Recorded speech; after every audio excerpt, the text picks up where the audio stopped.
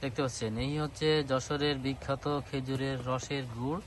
Already কিন্তু গুড়ের আকার ধারণ করেছে আমাদের এই যে গুড় দেখতে পাচ্ছেন যে সকাল থেকে কিন্তু আমরা এরকম জাল দিতে দিতে গুড়ের এক পর্যায়ে চলে এসেছে।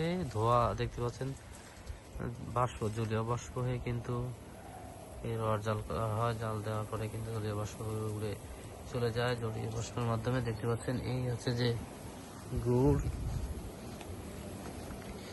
এই যে গুড়ের কালার দেখেন।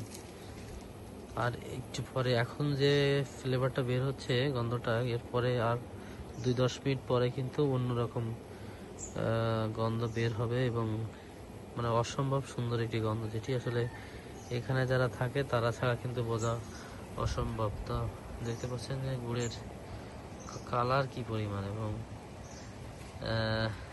এটি কিন্তু যে কালার দেওয়া সেই গুড় না, এটি কিন্তু যশোরের বিখ্যাত খেজুরের রসের গুড়।